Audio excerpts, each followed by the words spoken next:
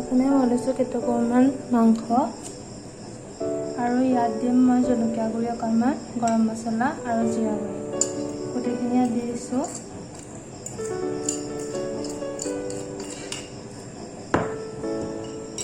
আৰু অকণমান নিমখ দিম।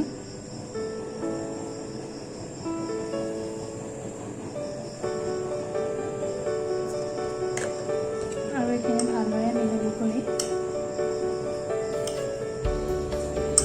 আৰু মই 2 পেকেট চাউল লৈছোঁ আৰু চাউলখিনি মই বইল কৰি লৈছোঁ আৰু ইয়াত অকণমান মই ৰিফাইন তেল দি পেলাই এইখিনি ভালদৰে সানি ল'ম।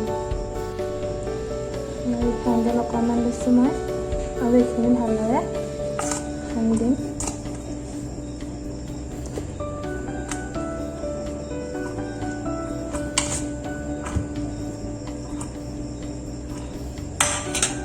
আমি কেৰাহীটো গৰম হৈ গৈছে, ইয়াত অকণমান তেল দি দিম।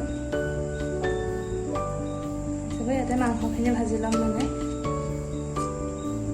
তেলখিনি আমাৰ গৰম হৈ গৈছে, ইয়াত মই মছলা দি সানি থোৱা মাংসখিনি আৰু ইয়াত দি দিম।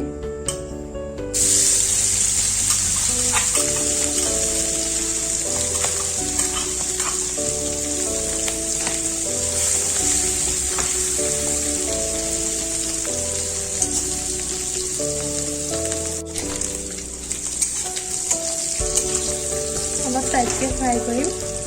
আমাৰ এইখিনি ভালদৰে ফ্ৰাই হৈ গ'ল আৰু আমি কাঢ়ি দিম এতিয়া।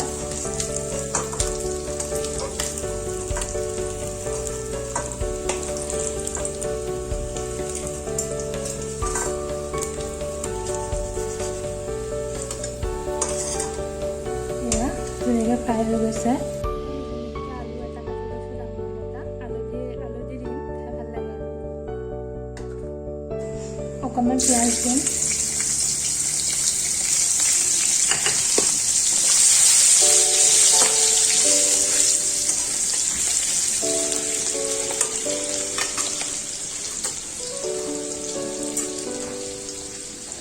আৰু ইয়াতে মই কাটি ৰখা অকণমান আলু দিম।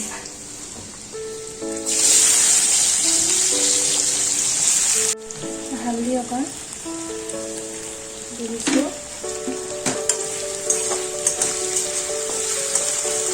আৰু অকণমান নিমখ দিম।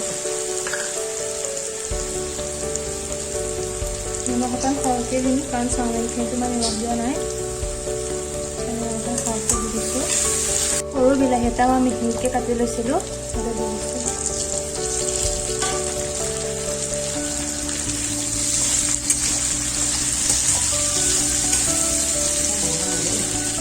আলু বিলাহী ভালকৈ সিজি গৈছে আৰু ইয়াত মই জলকীয়া গুড়ি অকণ আৰু জিৰা গুড়ি অকণ দিম।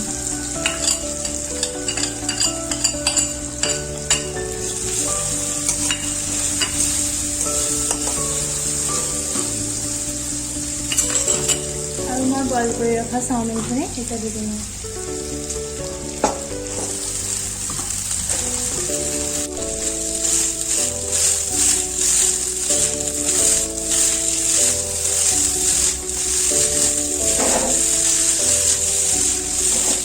এতিয়া মই অকণমান গৰম মছলা দি দিছোঁ।